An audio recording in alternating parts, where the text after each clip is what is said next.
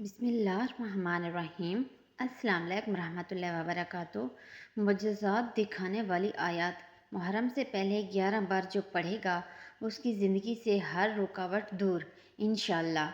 नाज़रीन, ये कुरान की वो आयत जिसके बारे में कहा जाता है कि जब कोई बंदा इस आयत को पढ़ता है तो उसकी दुआ फ़ौरन कबूल होती है। कि वो आयत है जो बंदा पाबंदी से पढ़ता है तो उसकी ज़िंदगी में कोई ना कोई मुआवजा ज़रूर होता है। इस आयत को पढ़ने की बरकत से रिज़्क़ के बंद दरवाज़े खोल दिए जाते हैं और तमाम मसाइल परेशानियां दूर हो जाती हैं। जो बंदा इस आयत को पढ़ेगा उसकी ज़िंदगी से तमाम रुकावटें दूर, ख़ास तौर पर दुश्मनों से हर मामले में फतह मिलती है। दुश्मनों के दिल में उस बंदे के लिए रौब दबदबा पैदा होता है। इस आयत को जिस मकसद के लिए पढ़ा जाए वो मकसद पूरा होता है।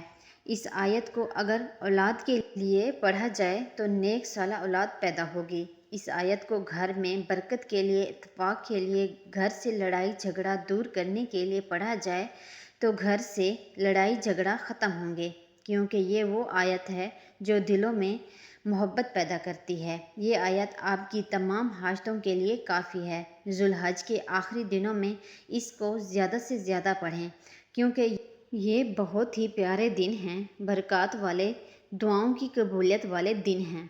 मुहर्रम से पहले पहले इसको जिस मकसद के लिए पढ़ेंगे वो मकसद पूरा होगा इंशाअल्लाह। नाज़रीन, ये आयत सूरह मोहम्मद की आयत नंबर 2 है। सूरह मोहम्मद वो सूरत, जो बंदा इस सूरत की तिलावत करता है अल्लाह अपने उस बंदे को दीन और दुनिया की नेमतों से मालूमाल करते हैं, उसकी दिली हाजात को पूरा करता है। ख़ास तौर पर इस सूरत की आयत नंबर 2 ये मुअज्जज़ात दिखाने वाली आयत। इस आयत को आप लाजमी पढ़ें, सिर्फ 11 बार।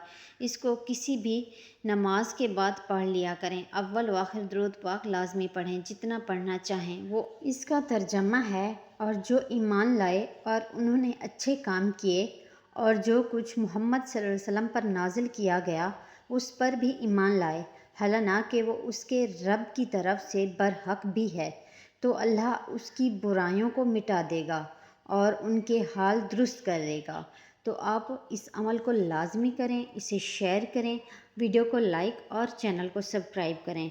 जज़ाकल्लाह।